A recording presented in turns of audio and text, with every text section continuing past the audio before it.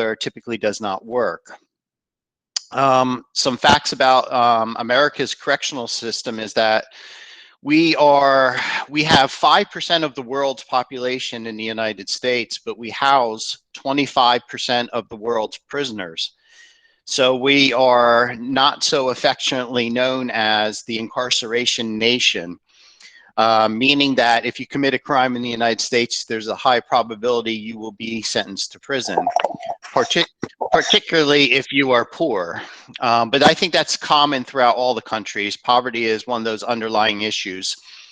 As you know, if you followed the recent trends with law enforcement in the United States, there's a lot of controversy, a lot of scrutiny when it comes to law enforcement and corrections with excessive force, deadly force, and probably most glaring is the racial targeting. That seems to be the #1 issue. So there's been a lot of calls for reform. Now the United States has a new president, President-elect Joe Biden. I foresee that we'll see some changes now, some positive changes, and hopefully get back to where things were once normal. So we are in the process of kind of creating some new reforms for the entire criminal justice system, from arrest with law enforcement all the way up through our punishment. We still have the death penalty. We're one of the few nations that still has the death penalty. Again, it is kind of disparately used against African Americans, young African American males. That seems to be an underlying issue. So I would not be surprised that in the next 10 years or so that the United States will abolish the death penalty. I think we're moving in that direction. But then again, if we get a more conservative president the next time around, that may change. If you follow the US news, President Trump was the first to restart the death penalty for federal prisoners. That started a little bit of controversy at that level because the federal government had not executed anyone, I believe, in over 50 years. But the state governments still have it. I live in Pennsylvania, which is on the Northeast. I'm close to New York and Philadelphia. And in Pennsylvania, our governor has issued a moratorium against the carrying out of executions. So even though we still have the death penalty, you can still be sentenced to death. In Pennsylvania, you cannot be executed until that moratorium is lifted. So that kind of gives you a little bit of background about the United States. We have many levels of prisons. They range from minimum security, which is more like a college campus type of setting, all the way up to our supermax prisons, which consist of almost 23 hours of solitary confinement. And that would be reserved for those that are considered to be the worst of the worst, those that don't play well with others.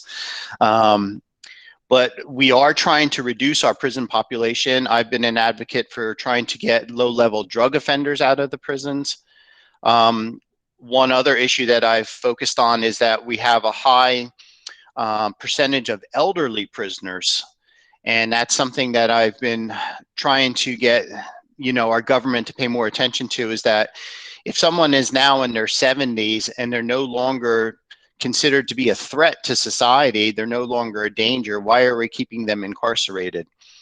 So they should be released. It's referred to as compassionate release. So that's one of the other issues that I'm looking at, is trying to release those that are considered to be non-dangerous, but were locked up in the 80s when we were getting tough on crime. So we've gone through some changes. It reminds me of a giant pendulum that swings back and forth. We go from the 1970s, we were a little bit more liberal in our perspectives, and then it went to very conservative in the 1980s and 90s, back to liberal, and then to conservative under Trump. So it seems to kind of go back and forth. So I would predict that it's going to swing back into the rehabilitation side and looking to try to actually help these individuals, as well as work on proactive preventative measures to try to keep people from going into the prison system in the first place. So I hope that helps a little bit to kind of give you a generalized idea of where we are in the United States. Yes, sir. Fine, sir. Thank you so much. Does anyone have any specific questions?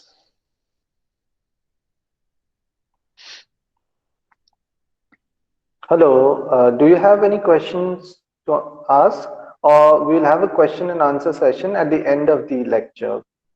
Okay? Okay, that is perfectly fine. Perfect. Um, Let me kind of go into some of the areas that I've been focusing on. One of the issues that I focus on predominantly is leadership. So I know that most of us, especially those of us in attendance today, have focused more on the criminals, the criminal offender side of things through criminology and through the study of crime and crime trends. I've actually branched off a little bit and started to look at us as criminal justice professionals. In the United States, we have high rates of, as workers, high rates of alcoholism, high rates of drug addiction, domestic violence, and high rates of suicide, which is a huge problem in the American correctional system. We have a suicide rate that is twice that of the general population. So I've been looking at leadership. One of the reasons that I ventured away from corrections to pursue other avenues was that we tend to put people in leadership positions that aren't necessarily leaders, if that makes any sense. We have a bad tendency in the United States to promote people to leadership positions based on seniority, longevity of being on the job long enough. But as you know, that doesn't equate to being a good leader. You have to have people skills. You have to have those interpersonal communication skills. And I think this would translate also to working with the offenders. Unfortunately, with some of the personalities, you'll have some officers that come across as very jaded, very cynical, and that doesn't set a good tone within the prison system. Our prisons, for the most part, are very overcrowded. I'll give you an example. The prison that I worked at, each cell, which is about 8 feet by 8 feet, was made for 2 individuals. So you have bunk beds, you have 1 toilet, 1 sink. And yet you would have 4 individuals in that particular cell. So if you can imagine 4 men or 4 women incarcerated within this very small area. And some of the older facilities still don't have air conditioning. So when it's 100 degrees outside, it's definitely much hotter inside the facility, which raises a lot of tensions and a lot of aggression. But one of the issues that we've been trying to face is trying to separate, I guess you can say it, the predator from the prey, keeping those that have a history of more violence separated into different branches within the prison system. When I was in India in 2018, I believe it was, I went to one of the facilities, and for the life of me, I can't recall the name of it right now. All I know is Gandhi was incarcerated there. I saw the cell, but that's all I can remember from that particular point. But we try to separate, so we would have your maximum security prisoners, then you would have medium security and minimum. And not only are they separated by housing units, but also separated by the color of their uniforms. So that just visually tells an officer or staff member exactly where they are supposed to be within the prison to make sure that they don't go into any areas they're not permitted to enter. We also have solitary confinement, which I'm not sure if you have there, but solitary confinement has been heavily scrutinized. I go back and forth on that one because I understand that if you enter the prison system with a mental illness, being in solitary confinement will typically worsen those conditions, not make things better. It's very cruel and unusual to have somebody incarcerated within a small room for 23 hours a day, only to get out of their cell to just do some minor exercising. So solitary confinement has been a subject of a lot of politicians trying to eliminate solitary confinement. I understand that. My issue, though, is that what do you do with someone who is so violent that they want to do harm to other prisoners as well as to other staff members? Where do you put them? How do you deal with them? So I think the American public is quick to criticize, and I understand that, but not quick to come up with a solution. That's where there's a problem. I understand the arguments for, not having solitary confinement, but what do you do with someone who is so violent? And we have those individuals. As you know, America is like, I think we're one of the top countries for serial killers. And you could probably add in mass murders now. So we have a notorious reputation of kind of being a violent society. And that's throughout our history. I don't see that necessarily changing. So we have to figure out what to do with these individuals that are so violent that they need to be removed from society. And once again, I'm hoping to learn something from you as well. But in the United States, the percentage of female offenders going to prison has increased significantly since the 1990s. We're starting to see more violence among women. So you can argue that in several different ways. You can say, well, that's due to equal rights. You can say that we're now looking at women as equal as men, and we're treating them the same way when it comes to being sentenced by the courts. You could look at it several different ways, but our female population has also risen significantly over the years. But with women, it has like a domino effect, since the females are typically the caretakers of the children. So when a woman gets incarcerated, that means that the children are often sent to some type of family member or into our foster care system, which is another area that needs to be structured better. So it has more of a ripple effect, and the research hasn't caught up with studying female offenders. We know a lot about male offenders, right? Every country, our researchers are awesome with male offenders, but we really don't know as much when it comes to female criminality.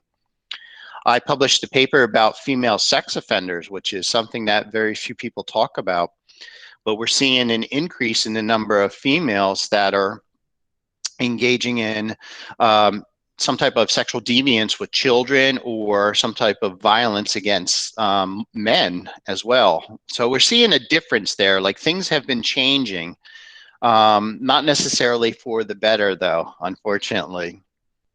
So that kind of gives you an idea of where we're at. We're in a good point right now in that we're looking to restructure. This is the first time that we're starting to back away from a lot of the laws that came into effect in the 1980s and 1990s. Again, one of my main criticisms of the US government and how they do things is they're very emotionally reactive.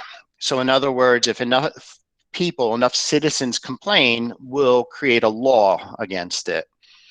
That's great. But we don't look like most private businesses will do like a 5-year plan or a 10-year plan, a vision plan. Our government doesn't do that when it comes to criminal justice. We just have a tendency to create a law and not realize that it's going to have some type of impact, whether it's foreseen or unforeseen impact. And that's what happened in the 1980s. We created all these laws to get tough on criminals and try to reduce violent crime, but then it led to overcrowded prisons. So this is a huge, huge area here, and a very costly one. I believe that we spend $80 billion a year on our correctional system. I mean, it's exuberant amount of money here that could be better allocated, in my opinion, by pushing some of that money towards the front end to try to keep people out of prison. So there are some glaring issues that have to be addressed there. The racial targeting, or the focus on African American men in particular, is pretty blatant, and that's something that needs to be addressed.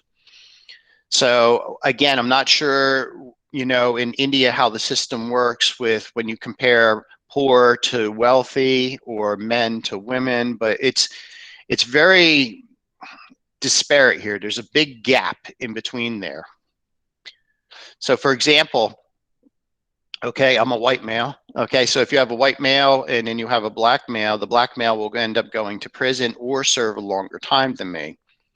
But then if you have a white male and a white female, I'm going to be sent to prison simply because I'm a male. And then, as we know, poverty is one of those things, and I mentioned that in several other lectures, that that's the underlying cause. If you are poor, you're pretty much going to prison. You're not going to have the same legal representation as someone would have if they were wealthier. If you followed the college scandals, I don't know if you follow any of those things, but there were some college scandals where wealthy individuals were paying to have their children accepted into these prestigious universities. And one of the women, Lori Loughlin, who's an actress, I think she bribed one of the individuals for $500,000 to be accepted, and she received a 2-month prison sentence. Whereas if you commit a robbery for $200, you're going to go away for 5 to 10 years. So it's hard to argue those things there, that, you know, $500,000 to $200, that's a big difference in money, but yet someone who's wealthy is going to do hardly any time in prison. So some of those glaring issues that need to be addressed there. So, and anything in particular? I don't really have a set format. If you have any particular questions that I can answer. Sir, Nitin this side. Yeah, Nitin, I didn't please hear go that. ahead. Good morning, sir. Nitin this side. As you said that you are trying to get people out of the prison who are already 70-year-old or more.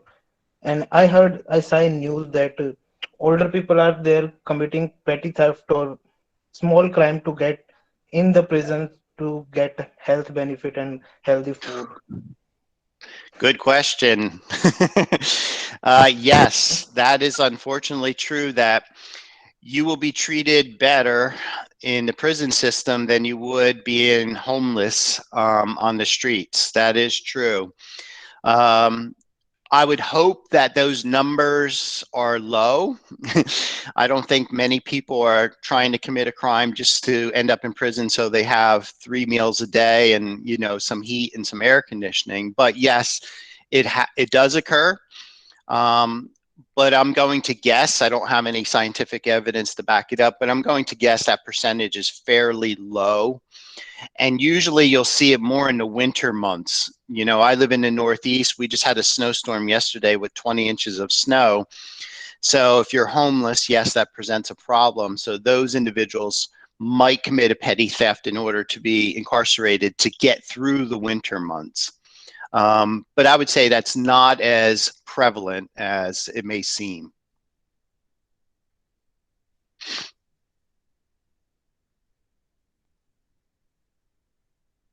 Hello, any other question? Sir, I'm John Michael. I'm a student of Criminology at the Police University. So during the Black Lives Matter protest, several citizens have asked for complete abolishing of police systems. I think that's too extreme a step. But how much of control should the civic agencies or the citizens themselves have on the police? And can you shed some light on that? Yeah, this is a huge problem, because with social media, as you know, has revolutionized our world. It's made our lives so much better. You know, I'm able here to communicate with all of you in India. You know, that's something like 20 years ago we couldn't imagine taking place. But of course, social media has a negative side, and that's what we're seeing right now. Anytime that there's an incident involving a police officer and a citizen, it's immediately uploaded to social media, and from there it goes viral, not just within the United States, but internationally within an hour. So unfortunately, you're typically getting a very small time shot of what occurred. So you're not seeing what happened before, you're not seeing what happened after. Granted, there are incidents in which, you know, the police officers are clearly at fault, but not all of them are. So it depends on the situation. I think the problem is the public feels a little too maybe too empowered in the sense that they don't know the ins and outs of working with criminals. So anyone, especially anyone here who's worked with criminal offenders, knows that situations can turn violent within a matter of seconds. So once again, it's not to excuse the police behaviors, but there needs to be education and awareness as far as what the police have to deal with and what do you do in those situations. For example, recently there was a African-American individual who was mentally ill. He was in the midst of having a severe mental health episode. He was not thinking rationally. He came at the two officers with a knife in his hand. He charged the officers. They shot, they killed him. I understand that, but people were so outraged by that. But then what do you do? What do you do when someone is running at you with a knife? So you could have tased him, you could have used some of those alternatives, less than lethal weapons, but at the time, I don't think they had them to necessarily respond. So to get back to your question, there's a big movement to defund the police, and like you said, very extreme. I agree with you 100% on that. That's an extreme move. It's more of an emotional response. You can't have a nation without a police presence there. That would just create chaos. I don't think people realize that especially again in the United States, you know, we do have a history of a lot of violence, so we can't just eliminate the police and hope that people just get along peacefully. It's just unlikely to occur. So what I've recommended, I actually have a book coming out. It's Global Perspectives on Criminal Justice Reform. And one of the things that I've suggested is we need more training. We have the resources available. We just need to do more training on multiculturalism, not just dealing with African Americans, but other races, other ethnicities, other religions, as well as we have to work on de-escalation skills. One of the areas of interest that I have is the soft skills. I don't know if you are familiar with that term, but in policing, you are taught how to take care of yourself, how to defend yourself, how to use offensive tactics and defensive tactics. But we need to get back to what I refer to as the old school skills, talking, okay, communication skills. We need to be able to de-escalate and try to calm the situation down rather than escalate it. And plus in the United States, our officers in a lot of the bigger cities look like military personnel. And I think that's part of the problem as well, is that this military look is already setting up us against them type of mentality with the public. But we have the resources, we just need more training. And it's not just even with racism, training with mental illness. In the United States, most of our mental health hospitals have completely shut down. So these individuals are now in society, which is fine, but when they're having an episode in which they're not thinking logically, that's when you start to see these incidents occur. But the police need to know how to respond to somebody who's highly intoxicated, too much alcohol, or experiencing some type of severe mental health episode. So the training is definitely there, but we need to kind of address that. I'm going to respond to the question about the recidivism. Yes, we have a high recidivism rate. I believe it's now at 68%. So that's kind of your average. Obviously, the younger the individual, the more likely you're going to see a higher recidivism rate. But yeah, that is a definite problem. Oh, so the Indian prison system, you're saying, is not as good as the United States as far as the conditions. Interesting. I think for the high recidivism rate, and this is my theory on this, is that when these individuals go to prison, they end up being released back into society, but into the same exact communities, the same neighborhoods where their problems originated. So if you want to look at it from a sociological perspective, it's the community, the neighborhoods themselves that are kind of toxic. okay, that they need to be reformed. So I think for the most part, we are products of our social environment. So you're putting somebody who has issues with drug addiction, violence, and they go to prison, and they may make progress in prison, but then we send them right back to the same neighborhoods where nothing has changed. So then you see that escalate. So they have to be able to have the ability to withstand those coping skills, to withstand all the negative pressures when they go back to society. And that's where I think most of them fail. Very, very, very difficult to do. Hello, good morning, sir. Peacemaking criminology. Yes, hello.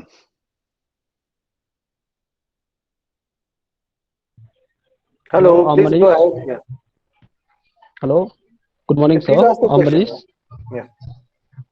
Yeah, my question is related to Black Lives Matters movement. I want to ask something that it was the failure of American police or intelligence or the misuse of social media, and also I want to ask that or it was the exposure of Black Americans that is unsatisfactory past to the administration system of America. Could you elaborate it, please?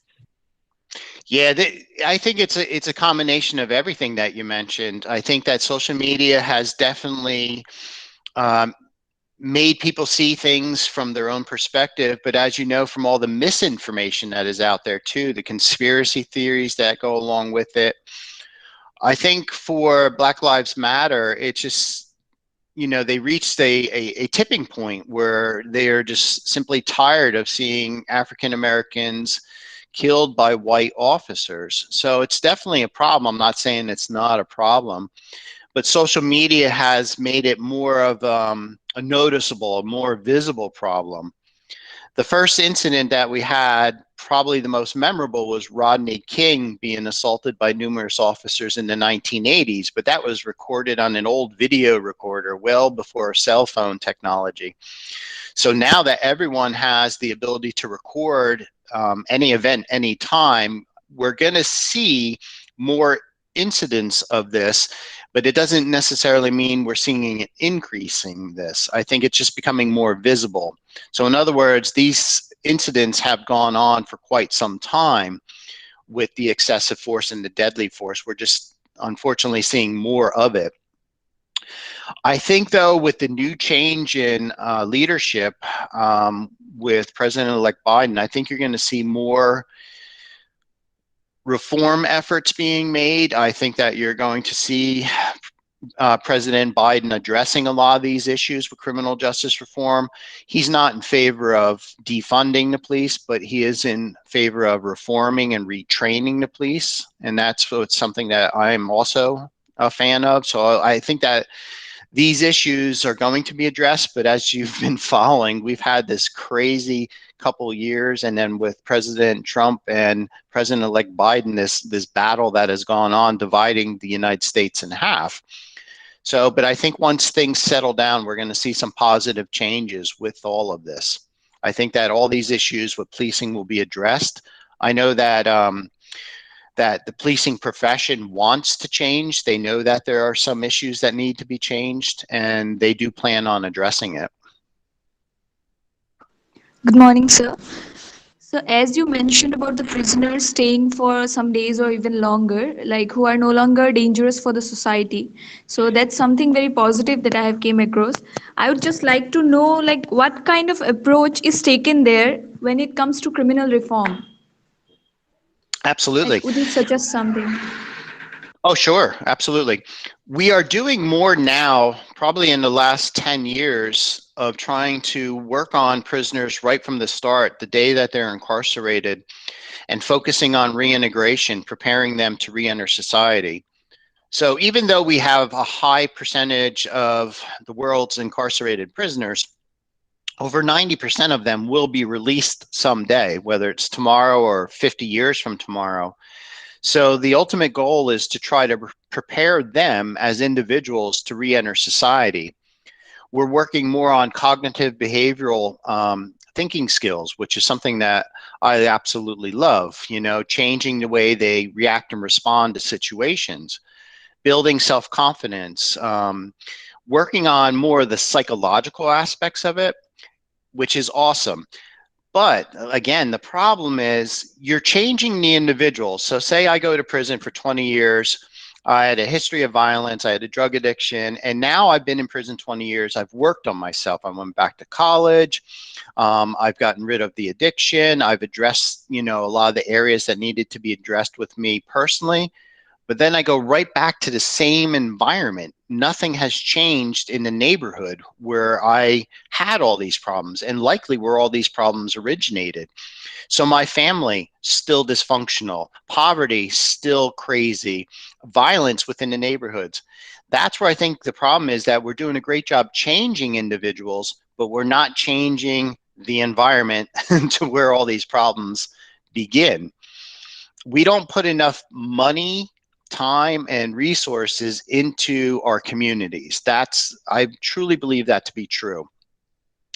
If we put more money into those areas and more attention into those areas to make sure that kids stay in school, that once you start to see someone that's kind of moving along the deviant path as a juvenile, that we get them right away and we work with them to try to keep them out of the adult system. So I think we are doing a great job within our prison system. We are focusing heavily on rehabilitation, which when I first started, we did not do.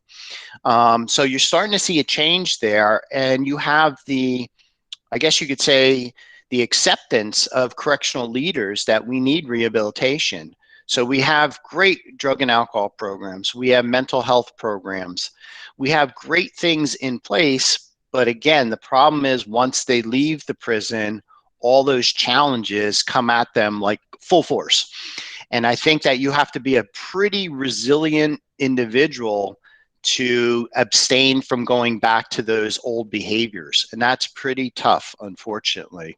And that's why we see most of them, I don't want to use the word fail, but they succumb to those negative pressures and end up being reincarcerated again.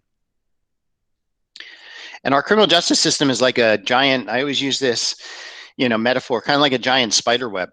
So once you get stuck in it, it's really hard to get out of it, because once you're on parole, it only takes a minor violation for you to go back to prison. So it's very difficult to truly abstain from going back to prison. And in the United States, we have this is something unique. I don't know if it's in other countries, but you have to pay to be on parole. I believe it's $30 a month. You have to pay for your own drug screens. You have to pay for your counseling sessions. On top of that, you have to have a job that pays for an apartment, pays for your utilities and transportation. And most of these individuals, since they don't have viable job skills or sustainable job skills in an education, they are limited to menial jobs that don't pay well. So you're asking someone to pay several $100s a month who only makes several $100s a month. So, and then if you don't have a job, then you end up being sent back to prison as well. And right now with our economy, and then of course with the virus, COVID, that's not helping things as well. So I think we're doing a good job working with offenders, but we as a society, we're not changing. We haven't done anything differently in our society in decades. And I think that's a huge part of the problem, is that we have to start working on these communities that need the most attention, the most resources. Good afternoon, sir. Good afternoon. Sir, I am Udit I am a student of Criminology and Police Studies. I wanted to ask a question regarding human trafficking. I have read that according to a recent report by the US Department of States, there are roughly 24.9 million children, women, and men worldwide who are victims of forced labor and sexual exploitation, with the US ranked as one of the worst countries in this world for this form of modern day slavery. What are your views on this topic, and how would you suggest to end this kind of human trafficking in your state as well as in India? It's a good question, and I've actually done quite a bit of research on this as well. In India, I presented on, I think it was the National Human Rights Conference on the connection between internet pornography and sex trafficking in women and children, showing that that's also fueling the human trafficking criminal enterprise. Well, as you know, I mean, human trafficking is the third largest criminal organization, and it's the second fastest growing world criminal or enterprise. The problem with it is, as you know, it's very difficult to detect. It's involves sometimes in certain areas, law enforcement is involved, doctors are involved, government officials, military officials. This is a big monster of a criminal enterprise. Now they're saying organized crime, which was once focusing on drug trafficking, is now moving away from drug trafficking into human trafficking. One, because it's more profitable, and two, because it's easier to conceal, because we have all this technology, science and technology, to determine drugs in cars with canines and technology like that, but we don't have the same to determine if somebody's been trafficked. Yes, the United States has it. From a local perspective, I've done some education and trainings on making people aware of it. I think in the United States, initially, there was this perception that it only occurred in major US cities, but it occurs in the rural areas.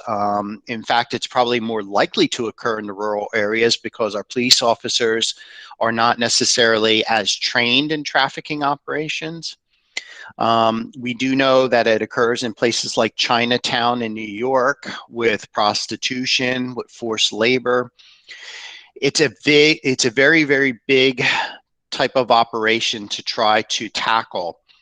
And as you mentioned, you have the United States as both an origin country as a destination country. So we have Americans that are going overseas to Thailand, Bangladesh, assaulting children, and then the same individuals coming to the United States to do the same.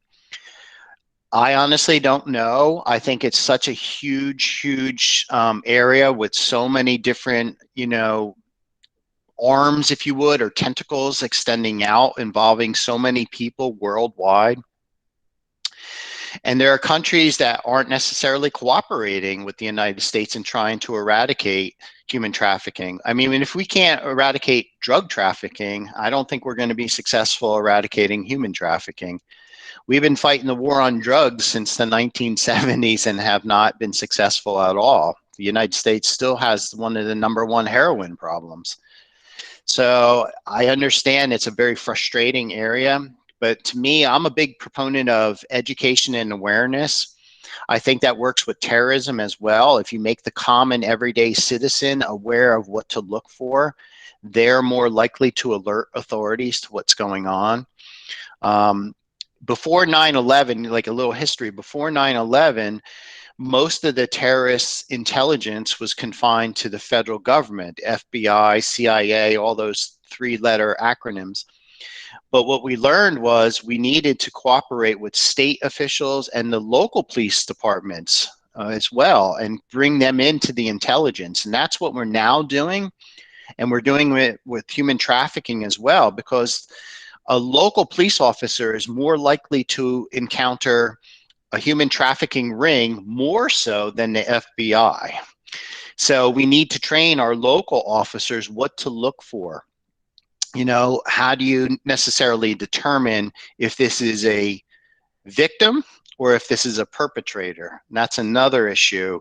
A lot of the women, as you know, are involved in prostitution. So are they actually criminal offenders because they're prostitutes, or are they victims of sex trafficking?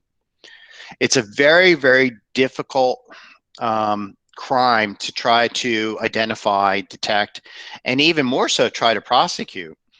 So it's very, very complicated. And I still think, even though we're very much aware of what's happening with human trafficking worldwide, we still are years away from the research and the policies to try to address it in order to try to minimize it. I don't think we'll ever get rid of it. Just like crime in general, I just don't think it'll happen. But I do think that we can minimize it. But as far as how, I'm not sure.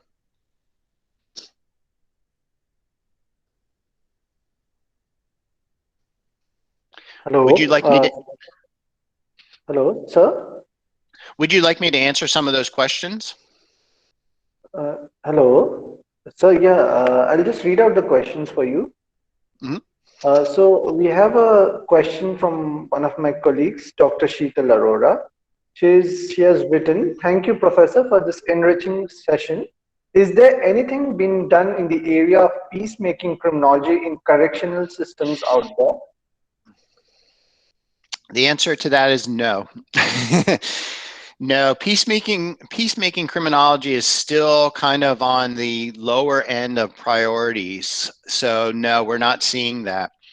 My hope is that we will see that increase. The theories behind that, the practical application of it behind it, but at this point, no, unfortunately not. Okay. So there's another question from an alumni of our university, Deepak Arya. He has written, "Sir, what do you think? A private prison model is more successful model or a government prison system? And is prison system in USA working on issues related to reform, rehabilitation, and specifically reintegration initiatives that helps a person to re-socialize?"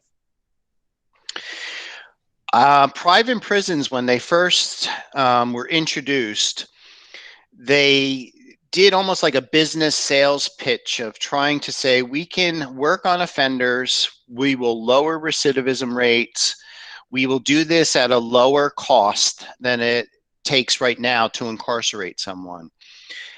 The government agreed, and they contracted with private corporations to provide prison services. However, 10 years later, we determined that they are not saving money and they do not produce the outcomes that they said they would produce. So I am not a proponent of private prisons. Plus, I think there's an ethical, moral dilemma when it comes to privatization of prisons. When you privatize something, you want to make a profit. So that means that you want to keep the prisons filled to capacity to increase your profit margin. It's a business model. So I don't think it works. I think that even though it is costly to incarcerate individuals in the United States, I think that the government should continue to handle those responsibilities. I think private prisons was kind of, we use the term like bait and switch. They did a nice sales pitch. They convinced everybody that they would produce these awesome results of reducing recidivism. They would help individuals with rehabilitation, reformation, and none of that came true. So New Jersey still has quite a number of private prisons, but in my state of Pennsylvania, we have eliminated most of those.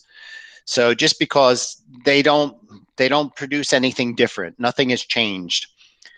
Plus, they also don't do as much training with the officers. They have a high turnover rate of officers because they're not paying them as well.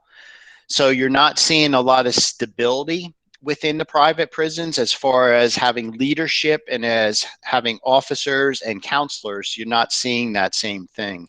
You need to have people there that have the resources, have extensive training, and with privatization, unfortunately not. And I think we are doing a great job at reform, rehabilitation, and reintegration initiatives at the government level. Again, New Jersey, which had one of the highest crime rates in the United States, certain sections of New Jersey, they've actually reduced their prison population and reduced crime within their state. So we are making progress, but the progress is kind of dispersed throughout the United States. We still have a bad problem with socializing and working with each other as an entire nation. Pennsylvania, where I live, borders right up against New Jersey. So they're making progress, but would you think that we would be talking to them to find out what they're doing since it's working and we're not? That makes no sense. So there's still a lot of division in the United States with cooperating with each other to try to address these issues. Crime occurs worldwide. We all have to talk and communicate with each other.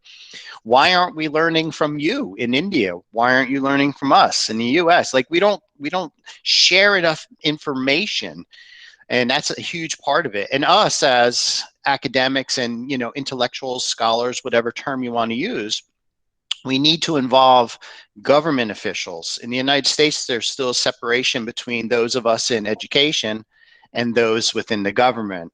So the people that typically read my articles are those in education, whereas I want government officials, politicians, to be reading my information.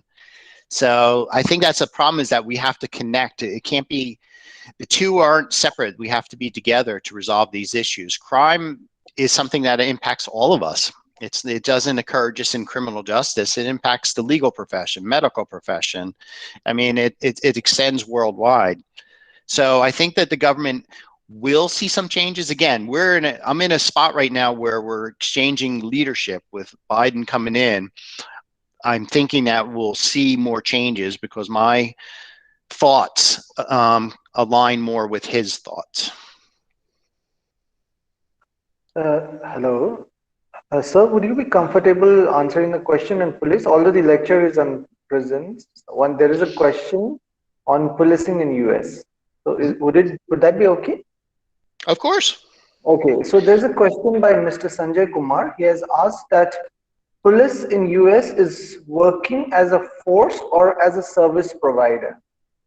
Is the police in US working as a force? That I guess that. Force, I would say most definitely, and that's why there's been calls for police reform. I think it's coming across that we are too militaristic in our approach. We are a little too aggressive in how we approach the citizens. I think that once again, we have to get back to the old style of policing, where police officers are walking the streets, they're getting to know the community. That service provider approach is something that we need to get back to. And I honestly think we're going in that direction. I think things are going to change and move more towards community service. Whereas that whole militaristic, that very aggressive approach was something from the 1980s, 90s, and early 2000s. But I think we're going to walk away from that and start to move more towards servicing, which I agree with. I'll give you an example. There's a city police department in my area where I live that had a very notorious reputation of being very aggressive. They had a number of lawsuits for excessive force. They were known to be very rough when they were arresting. They changed. The police department changed. They terminated most of the officers who worked in that department, and they increased the department. They hired new officers, and now the department works well with the community. So in other words, it can happen. That's just a small scale, but they changed their reputation as being more forceful to more servicing, and that's worked. So yes, we are moving in that direction, I hope. Okay, thank you, sir. Well, sir, there's another question again, a question by Dr. Sheetal Arora.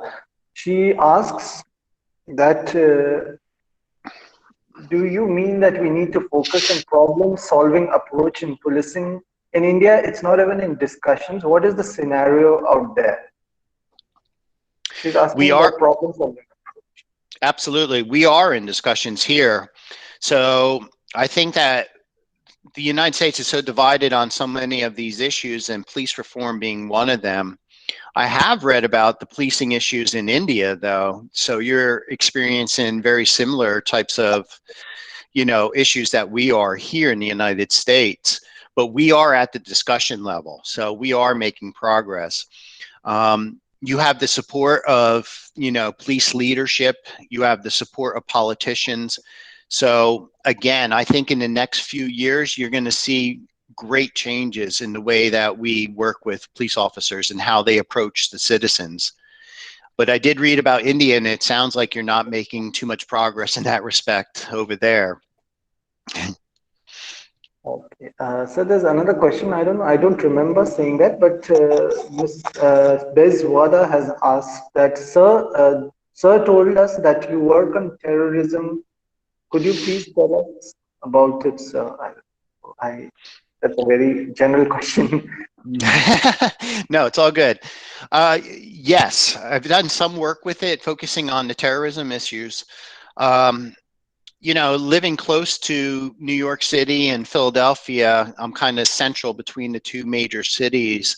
It's obviously something that we discuss quite often. Um, I don't necessarily get involved in too much of the foreign terrorism issues, but I have done some research on domestic terrorism. As you know, we've seen a huge increase over the last few years in America with our own people. You know, as far as white supremacy is a huge issue within the United States. So I think our biggest threat in the coming years is not necessarily foreign terrorism, but from our own citizens, domestic terrorism. Again, you know, I'm 54 years old. I have never seen things this tense in the United States in my entire 54 years on this earth. We are so divided on so many issues. If I say the sky is blue, someone will say, no, it's gray. You know, we just can't agree on anything. And I've never seen it this way. I mean, we've had friendships that have been destroyed, family members fighting. I mean, this is a very bizarre time to be living. And so I think that for terrorism, I think honestly our biggest threat will be our own people. And that to me is a little bit scarier because we don't have that intelligence working with other countries for locating these terrorist cells. If this is someone like a young college student who's just upset with the way the United States is working, unless he or she is on the dark web trying to, you know, get information, we may not know about him or her. So that's my biggest fear, is that the next big terrorist attack will be from someone from the United States, someone born and raised here, who has simply had enough for one reason or another. So there are a couple of questions which are related to each other. So Mr. Sanjay Kumar has asked that what do you think are the reasons for school kids taking part in school shooting? And there's another question which is related to that, that what is your opinion on gun selling and buying laws in America? This has been asked by Mr. Pravesh Shekhar. School shootings, it's funny that you mentioned about school shootings. I posted an article, and it was a theoretical explanation about the rise in school shootings, because we have guns, as you know, we have a lot of guns. The United States likes their guns. To try to take that away is not going to happen. That's simply not going to happen. So even though the United States is divided on that issue, it's not going to go anywhere. But we've always had weapons. We've always been a society that loves our guns. And the other explanation often used is mental illness. But that doesn't make sense either, because if you think about it, it's not all of a sudden since the 1990s with Columbine that all of a sudden now we're all mentally ill in the United States. We've had mental illness. It's not something that just peaks. And if anything, we have more resources, we have more medication to treat mental illness than we did, say, when I was a child in high school. So why has there been an increase? My theory, my thoughts on this is that the increase is with kids today not being able to have the same coping skills and resiliency to deal with frustration, deal with anger. I see it within my own kids. And I think that's part of the issue there.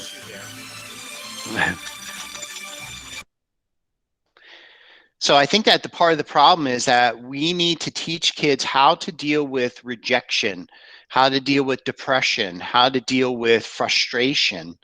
And I think that's part of the problem why we're seeing this increase in the number of school shootings.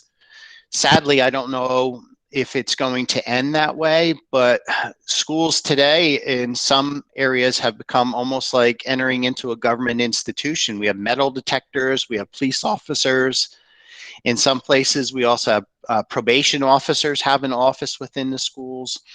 It's very different than when I was a child, but to say that it's just weapons and to say that it's just mental illness, I don't think that's the reason. I think a third component is that we don't know how to deal with our emotions anymore. I think that we've lost that ability to deal with all those frustrating things that we deal with. And I think kids today are struggling.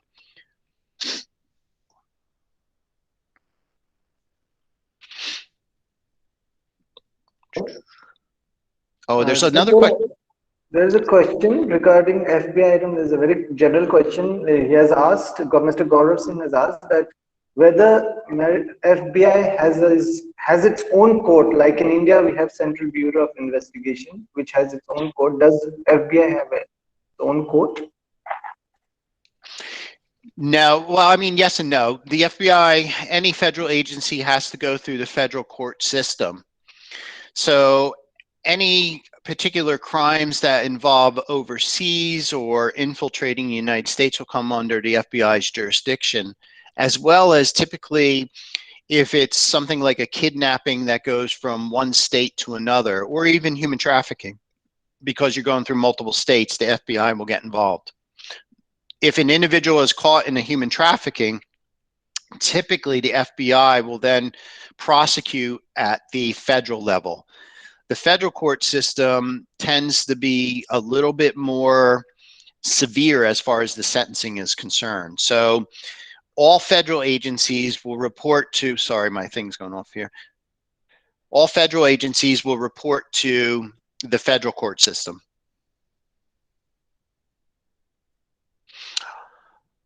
I didn't, go ahead, I'm sorry. Yes, so there's a question. I don't know, I could not understand. Sir, organization have their own security view, but how to think about their mind? I could not make a sense of it. No. Some are questions which are a bit unrelated, so I'm skipping those questions. There's a question by Ms. Devika. She asks, sir, you told that the number of women prisoners are increasing than earlier times. Can you tell me what may be some of the reasons for the same? Absolutely. I think that with the equal rights that occurred within the 1970s, I think that you're seeing that newer judges, I guess you could say younger judges, are looking at female offenders and treating them the same way as you would see male offenders. So I think that as far as equality is concerned, I think that's part of it, equal rights. However, I also have noticed that we have definitely seen an increase in women committing crimes that traditionally were something that men would engage in. We're seeing more women involved in domestic violence in which the female is the aggressor, not the victim, and the male is the victim. We've seen more incidents where women are involved in murder. In the United States, there tends to be a difference in how we murder. Men tend to like to use weapons, okay, to murder, whereas women tend to use a knife or some type of slashing or poison in that respect. And again, with sex crimes, we've seen so many female teachers engaging in sex with minors, their students, more so in the upcoming years. So I think that we're just seeing an increase in women engaging in more crimes that men traditionally had committed in the past. And I think you're having a court system that is not as accommodating to females as in the past. I think they're treating women the same. I guess this question, because I guess these students have just joined the main criminology, so he's just asked a question, general question, what is the purpose of sentencing, retribution or rehabilitation? So we are still not taught in these theories of punishment. So maybe we'll get over it later. So yeah, because obviously in the civilized world, we cannot think of retribution as a purpose of sentencing. So we will talk about that in the classes, forthcoming classes. So we have another question by Mr. Hitesh Goyal, who asks that what are the arrangements of recreational activities for the prisoners in your country? And is there any provision to arrange a portion of money earned by the prisoners to the victims? And will they easily accept that money which is earned by the prisoners? Because victims here in India do not accept the money from prisoners, and as a result, prison administration in India are facing difficulties to dispose that money. So, any suggestions that we could dispose that money, or we should work on the victim? I have to say, that's surprising to me. I'm curious to know as to why a victim would not accept the money. Is it more of an ethical, like a pride thing because you were victimized and you don't want to accept that money that way? I have not seen that in the United States. Offenders are ordered to pay their victims some type of restitution. That's pretty much with every criminal conviction. And a percentage of their pay will go towards the victim. And if it's a general victim, let's, I don't know, destroyed a city or did some damage to some neighborhoods, then it goes into more of a general type of fund to be disposed. But yeah, that's really it. I learned something new today. I didn't know that. But yes, I've never heard of any victim denying money. And maybe because in the United States we're materialistic and we like our money, but I've never heard of anything like that. But there is a general fund. We do have an actual crime victims fund that goes generally to all crime victims. So if the offender is unable to pay any type of restitution to the victim, there's a fund in the state that goes to victims to help them with counseling, medical bills, and so forth. So that's interesting to see that. My colleague has put up a point. She says that, well, victims and their families may reject the contribution out of hatred from the offender's side. So that could absolutely. be Absolutely, and that's kind of what I was thinking. I would think that it more has to do with more of the hatred and despising the offender. I understand that, but that's where it shows cultural differences. I don't think anybody over here would reject that money coming in, even though I understand completely the reasoning for it and agree with the reasoning for it. I don't see that, unfortunately, here. So there's a question regarding what is your take on which system is better, adversarial system or inquisitorial system, according to your opinion? Oh, I see. Is that okay? Adversarial, I think, works a little bit better within the United States. I think that we do a very good job of how our court process works, despite some of the criticisms. I think it's a very structured system, from beginning to end. There's a lot of steps in place, a lot of checks and balances to make sure that the rights are being protected and secured. So, however, you can also argue sometimes that the criminal has more rights than the victim. That I agree with. The United States is notorious for plea bargaining, meaning that unlike a lot of our TV shows where everybody takes their case to trial, less than 10% of all cases go to trial in the United States. There tends to be a plea agreement in which someone will accept a guilty plea. And unfortunately, the victim is usually the one that is not happy with that decision. But that's simply to keep our court process going pretty quickly. Otherwise, it'll be bottled up and not necessarily go anywhere. So we do a lot of plea bargaining, but I agree that the adversarial system is definitely the way that we have been going and will continue going. So before we continue with the questions, I would like to know, like, how much time do we have? I need to go in about 10 minutes. Is that okay? I have another meeting. Okay, fine, sir. We'll end it up after a few questions. One of the questions which I wanted to ask was like, we have seen that in Netherlands, the prison system has been a success, and many of the prisons are getting closed because it has been a success and there is less recidivism out there. In fact, when I visited a prison in Hague, I've been there and I visited in Hague, it seemed a very luxurious type of a place. And do you think that this kind of model would work in a country like USA or India where the population is so large? No. This comes up quite often. about the Netherlands, Finland, and a lot of their prison systems. And, I've watched the documentaries and I've seen the statistics, and they're very impressive. The thing that makes it different is, I can't speak for India, but I'll speak for the United States, that we're a very mixed type of country with, so many different races, ethnicities, religions, and wealth, that we are unlike those from the Netherlands. So I think that in general, from a cultural perspective, I don't know if we would be able to have that same type of success. In fact, I don't think we would be able to have that same type of success. I mean, we've seen just from the recent election, how divided we are as a country, and there's still hatred in regards to sexual orientation, religion, and now politics. I mean, so I don't think that we'd be successful. This has been talked about numerous times. Even some politicians who caught glimpse of the documentary about it tried to introduce it. But I just think that the United States is just a different country. We have a history of, a lot of individualism, a lot of disagreements, a lot of violence, that I just don't think it's a good comparison between us and, say, the Netherlands. Okay. So another question from my side as well. Well, because like under trials, the percentage of under trials in India, which is known as pre-trial detention in US, is a huge problem in India, because we have around 70%, 70%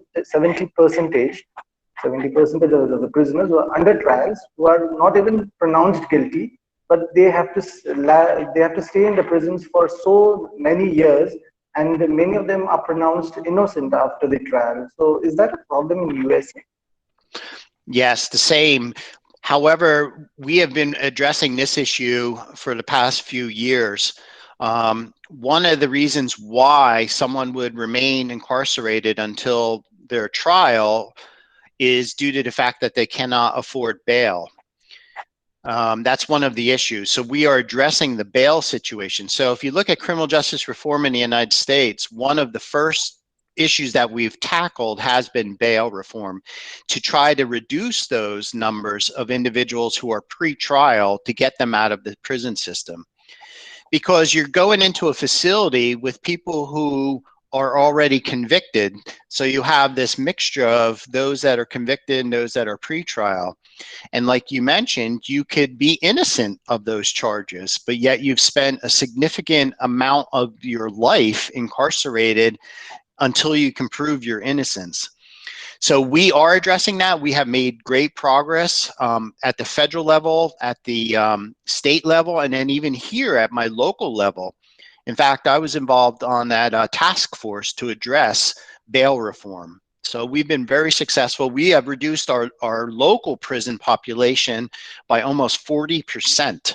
40%, that's significant. So we are doing that, and we will continue doing that. And I think India should really address that as well.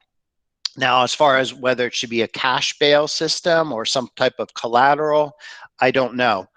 But something needs to be done, because you're treating people who technically are innocent until proven guilty. You're treating them as criminals. So one more question from my side, if you permit.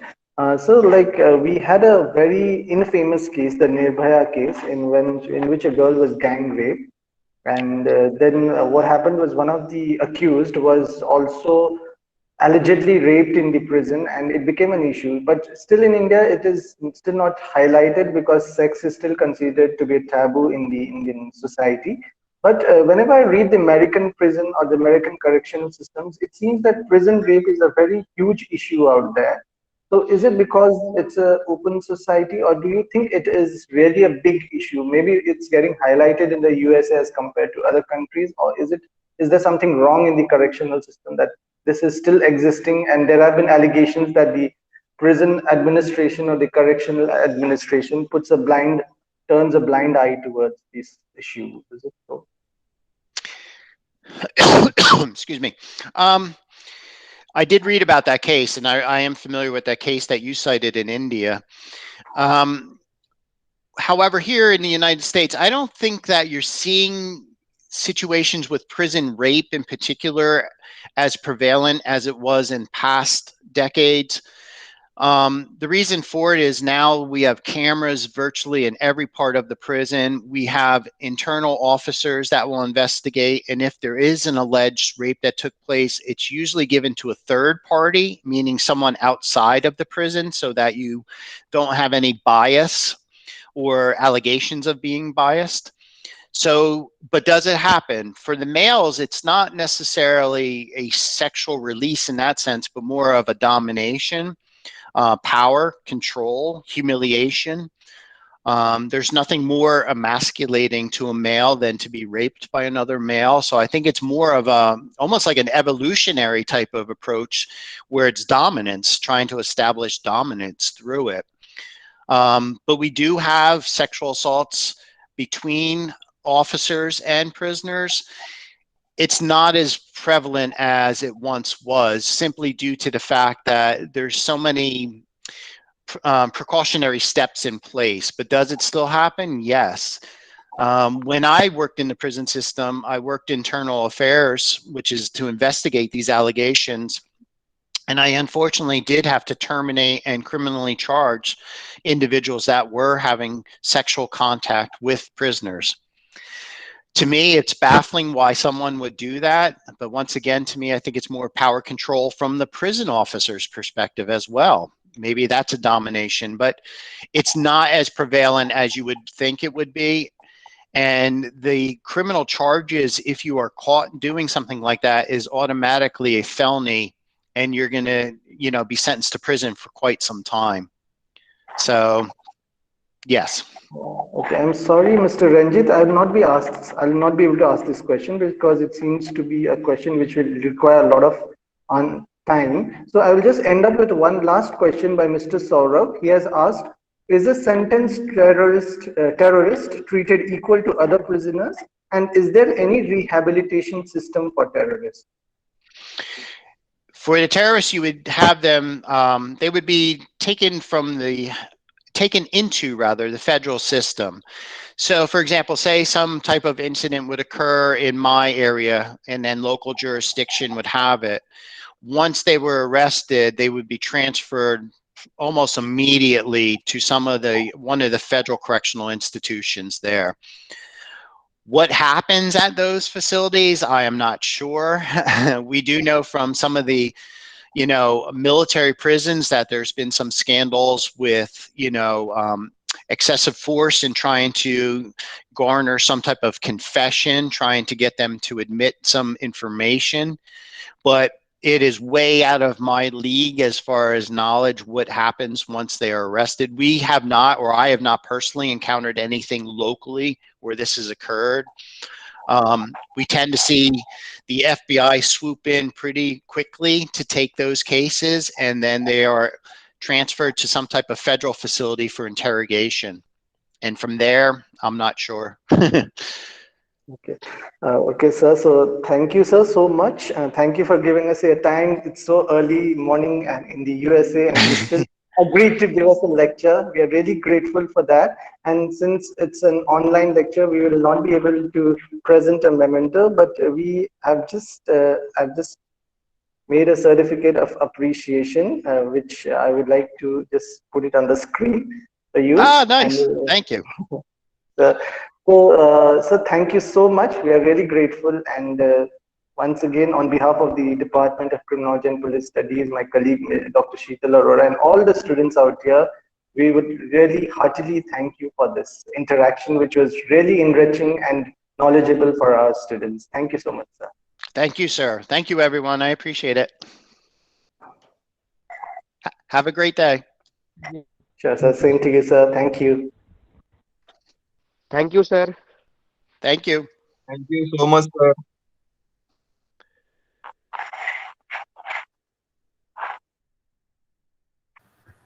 Thank you, sir.